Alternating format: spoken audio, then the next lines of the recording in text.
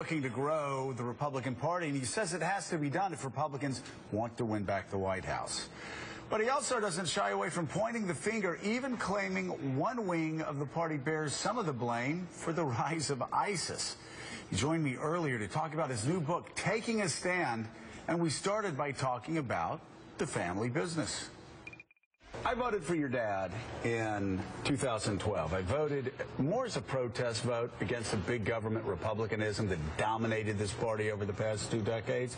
But I never really thought that your dad had a chance of winning. The challenge I've said time and time again for you is proving to people that politically you're not your dad, in that if I decide to vote for you, I'm not just doing it because I'm angry at the Republican establishment. How do you get past that?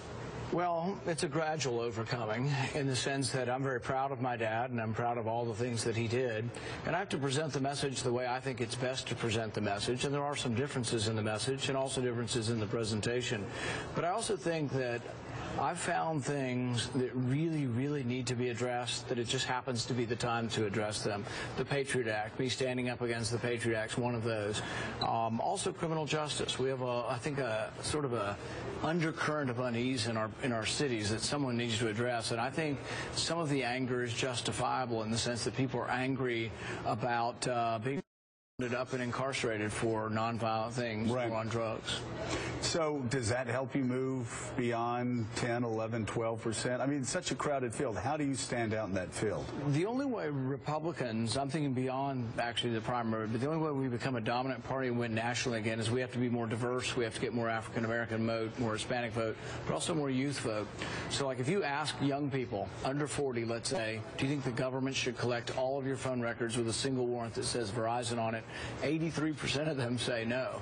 I'm the only one out there saying the Patriot Act went too far and that the bulk collection of our records went too far. Some Republicans like Bill Kristol, who's on the show a good bit, would say, and he has said, that you stand with Keith Ellison.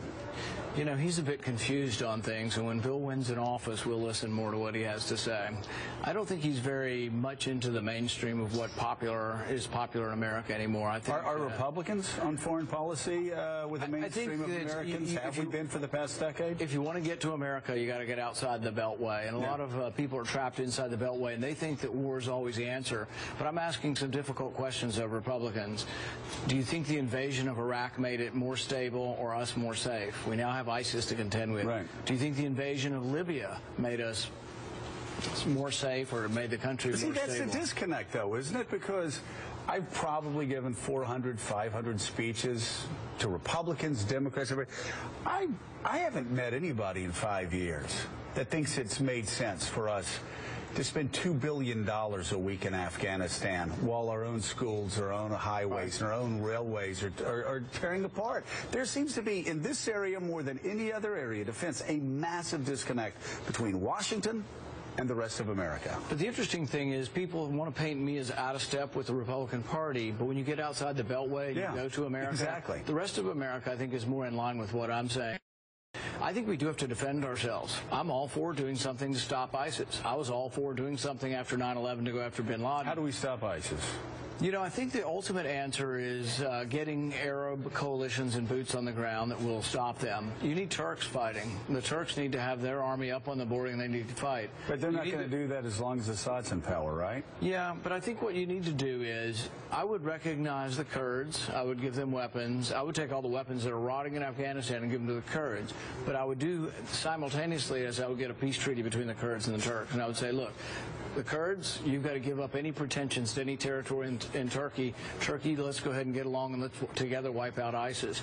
Also, Assad does really need to leave. When Assad leaves, there needs to be a government that we could support. Right now, there are 1,500 groups, many of them bad people, including ISIS, that hawks in our party have been arming. A guy that works very closely with John McCain and is going to be running against you, we think he's going to be a heat-seeking random missile through the entire campaign, Lindsey Graham.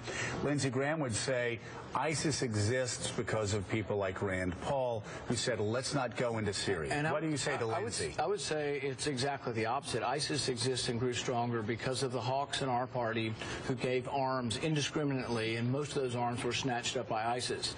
These hawks also wanted to bomb Assad, which would have made ISIS's job even easier. They created these people. ISIS is all over Libya because these same hawks in my party loved Hillary Clinton's war in Libya. They just wanted more of it. But Libya is a failed state, and it's a disaster. Iraq really is a failed state. We're a vassal state now of Iran. So everything that they've talked about in foreign policy, they've been wrong about for 20 years, and yet they have somehow the gall to keep saying and pointing fingers otherwise. Let's talk about the defense budget. I'm a hawk. At least I'm a hawk by the standards of 1990. When you see a budget over $600 billion in the Pentagon, at least I sit there thinking, this is money that we're throwing away. We don't need a $600 billion budget. There has to be some way to cut the waste. Tom Coburn said that the Pentagon was the only institution in Washington, D.C. that you just couldn't audit because it's so Byzantine.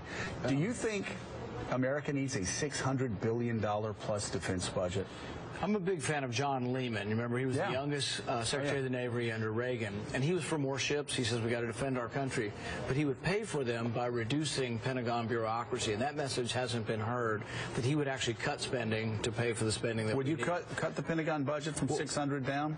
I think it's easier. It's not as easy to say the exact number. What I would say is that defense is the #1 priority, and I'll spend what it takes to defend the country. But do I think we need more than all the 14 next countries combined?